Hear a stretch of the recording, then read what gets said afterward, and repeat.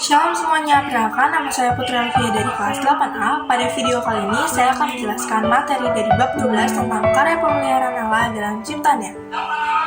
Karya pemeliharaan Allah dalam ciptanya terdapat dalam beberapa kitab, yaitu diantara lain Kitab Mazmur 36 ayat 7 tentang betapa berharga kasih setiamu ya Allah dalam naungan sayapmu umat manusia berlindung. Dalam kitab Ayub 38 ayat 1-38 berisi jawaban Tuhan kepada Ayub mengenai kekuasaan Tuhan di alam semesta. Juga menunjukkan bahwa Allah peduli kepada manusia. Allah juga ingin Ayub menyadari bahwa sesuatu yang diizinkan Allah untuk terjadi itu dilakukan dengan hikmat dan memiliki tujuan.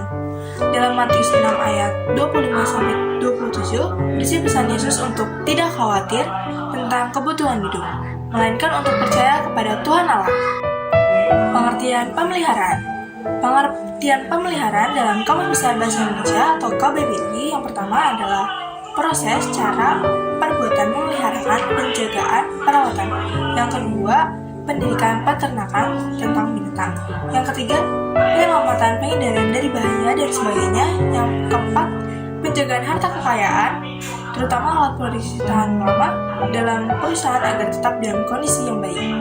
Pemeliharaan merupakan suatu tindakan yang dilakukan untuk menjaga dan memperbaikinya agar selalu dalam keadaan baik. Makna pemeliharaan Allah adalah penjagaannya terhadap pelaksanaan rencananya.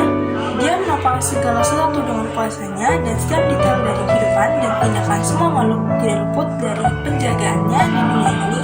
Pemeliharaan Allah dalam ciptaannya.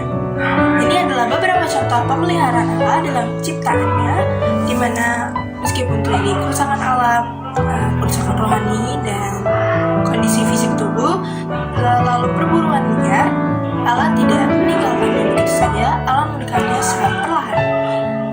Meskipun manusia dengan sengaja menghancurkan alam, pemeliharaan Allah dalam setiap ciptaannya tidak pernah berhenti, seperti saat bencana alam atau banjir bandang. Allah pencipta segala sesuatu adalah Allah yang memelihara, mengatur dan memerintah semua ciptaannya. Dalam kitab 2 Petrus ayat 3 ayat 7 mengatakan, tetapi Allah firman itu juga langit dan bumi sekarang terpelihara dari api.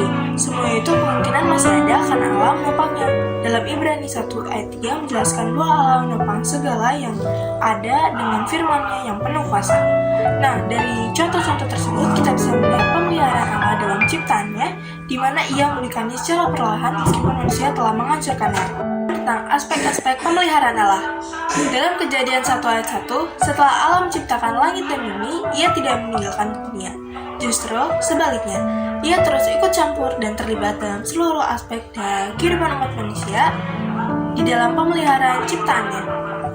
Setidak-tidaknya terdapat dua aspek pemeliharaan Allah. Yang pertama tentang pelestarian.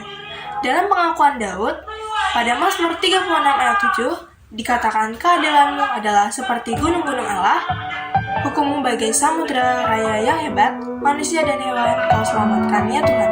Menjelaskan bahwa dengan kuasanya Allah melestarikan dunia. Begitu juga dalam Kolose 1 ayat 17, Dia ada terlebih dahulu dari segala sesuatu dan segala sesuatu ada di dalam Dia. Melalui Yesus Kristus, Allah melestarikan segala sesuatunya dan memperlengkapi segala sesuatunya. Yang kedua, penyediaan. Allah menyediakan apa yang diperlukan oleh ciptaannya. Kalian dapat membaca dalam Kejadian 1 ayat 14, Kejadian 1 ayat 29-30, dan Kejadian 8 ayat 22. Di kitab tersebut dijelaskan bahwa Allah menyediakan apa yang diperlukan manusia, dan Mazmur Daud menegaskan bahwa Allah menyediakan kebutuhan makhluk ciptaannya.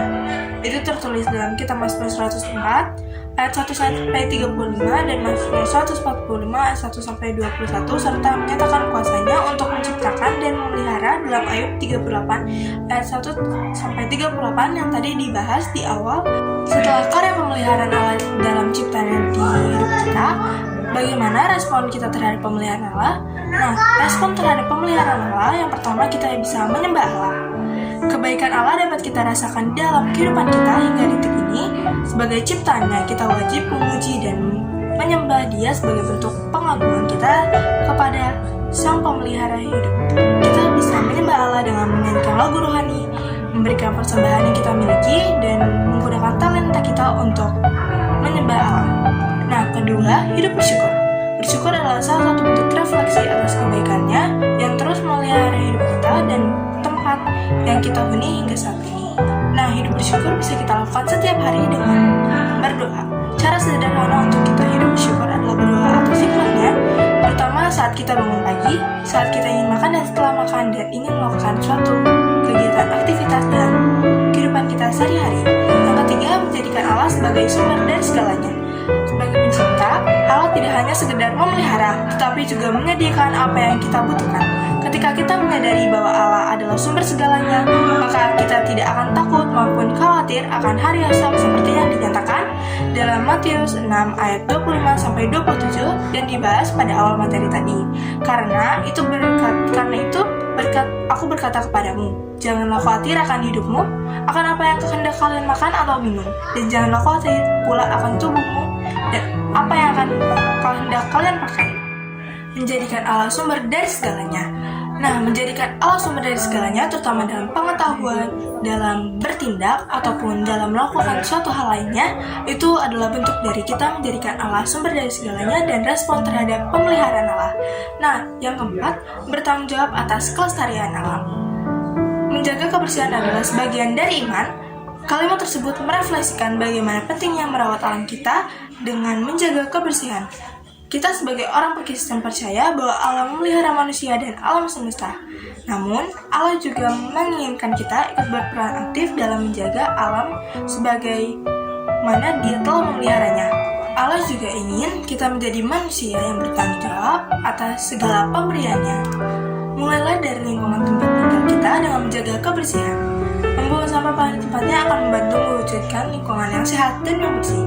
Hal lain yang bisa dilakukan kita sebagai bentuk untuk menjaga kelestarian alam yaitu bisa dengan menghemat energi, contohnya mematikan lampu bila tidak digunakan, mematikan air bila tidak dipakai atau sudah penuh, kemudian mengurangi penggunaan plastik, melakukan go green, ketiga tidak membuang bahan kimia di aliran sungai, ini untuk pembuangan limbah dari pabrik-pabrik.